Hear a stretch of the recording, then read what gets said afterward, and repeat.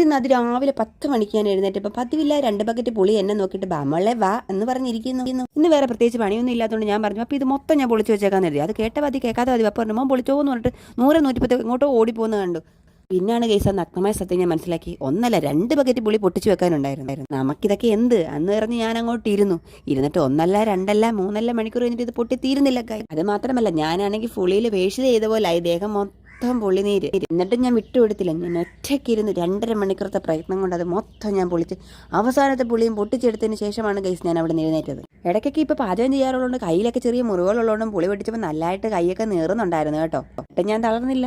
അവസാനത്തെ പുളിയും പൊട്ടിച്ച് ബക്കറ്റിലിട്ട് ശേഷമാണ് ഗൈസ് ഞാനൊരു നെടുവീർപ്പുഴ നെറ്റിൽ നിന്നൊക്കെ വീർപ്പൊക്കെ അങ്ങോട്ട് തുടച്ചു മാറ്റി അവിടെ നിന്ന് എഴുന്നേറ്റു. ഗൈസ് നോക്കൂ ഇതാണ് ഗൈസ് ഞാൻ ഇത്രയും പൊട്ടിച്ച പുളി. അതിനുശേഷം പുളിങ്കുരും പുളിവെള്ളം എല്ലാം കൂടെ കൊണ്ട് കളഞ്ഞതിന് ശേഷം വലിച്ച് വെയിലത്ത് കൊണ്ട് വെച്ച് പുളിയെല്ലാം അങ്ങോട്ട് ഓരോന്ന് കമത്തി വെക്കാൻ തുടങ്ങിയപ്പോഴാണ് ഗൈസ് അടുത്ത പണി കിട്ടിയത്.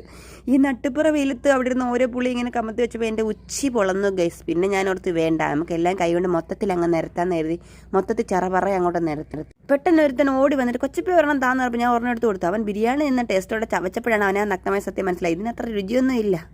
വീണ്ടും ഞാൻ നിരത്താൻ തുടങ്ങി ഗൈസ്. അങ്ങനെ മൊത്തം നിരത്തി എൻ്റെ ഉച്ചി വരെ പൊളന്നു ഗൈസ്. എന്ത് ചെയ്യാൻ.